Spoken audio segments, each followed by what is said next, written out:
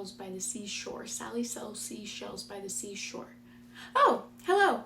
Welcome to this underwater edition of Quarantine Art with Miss Mitchell. Today we'll be painting bubbles. I learned this long ago on the internet, and I wish I could remember who inspired it, and I would give them a shout out. If it's you, let me know. Let me show you how we're going to do it.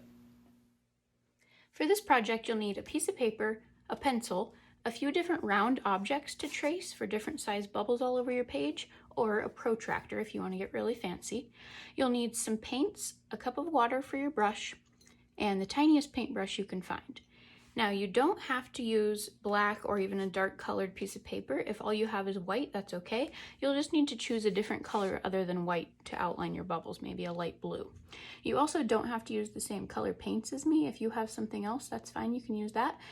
Just generally speaking, pastel colors tend to make a more realistic looking bubble.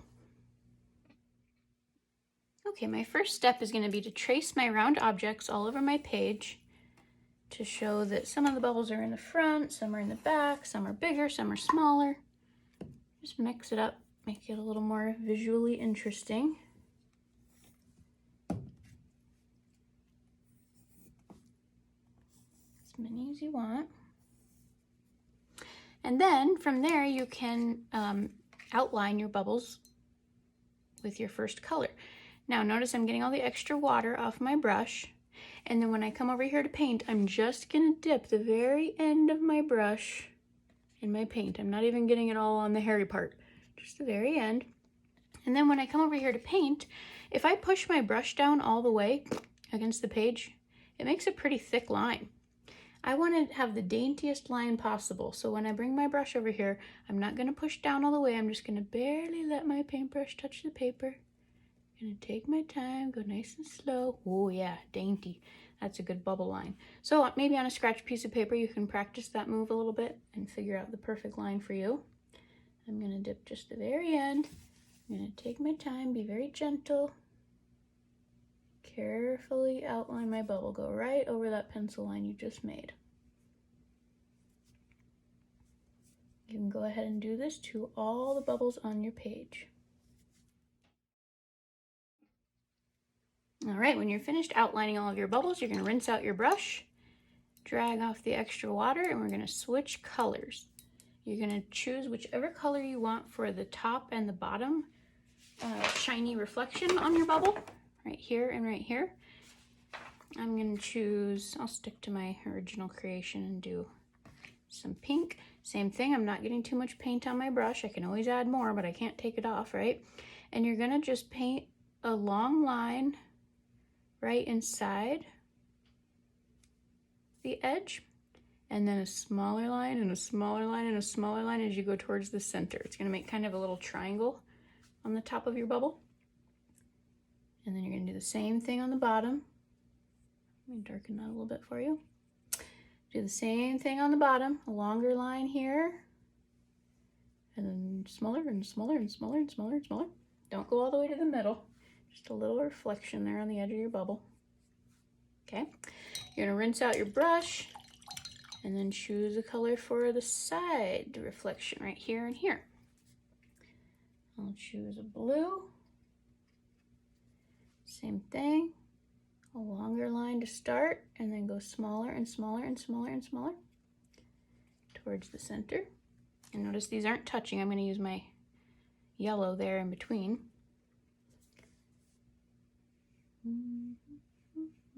Smaller, smaller, smaller. All right, so far so good. Then I'm going to grab my yellow and I'm just going to do a little bit of shine in between these colors. Just add another little color pop. Cool. And then you're going to go back to your first color, possibly white, and you're going to do a reflection over these so it adds a little bit of dimension to your bubble. These lines should be curved to show the shape of your bubble, make it look a little more realistic. Just 2 or 3 little reflection lines. And then my favorite part, we're going to do a couple little sparkles in the bubble, and I like to flip my brush over and use the other end, dip it in my paint, and then I'm going to stamp it straight down and straight up. It makes a perfect circle. And you can put 2 or 3 of those together in a little triangle. Boop. A little sparkle. And then I like to do a little action on the side like this, like it's shining. A little shine off the edge. Maybe a little one over here. I also like to do the same move in the background to make it look like one of the bubbles just popped. If you make a whole circle of these, that one just popped.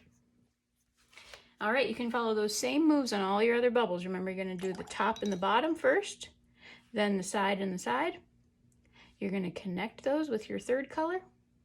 Go back to your first color. Add a little bit of shine here, a little twinkle there, a little sparkle there, maybe a couple pops in the background. Do that to all the bubbles on your page.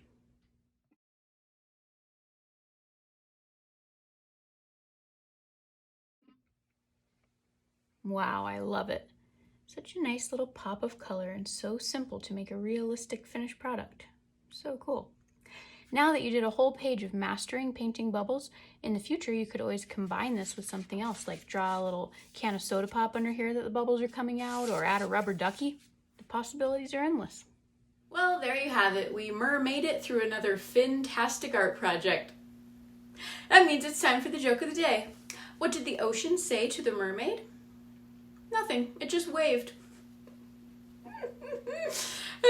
Have a wonderful day, and I'll see you tomorrow.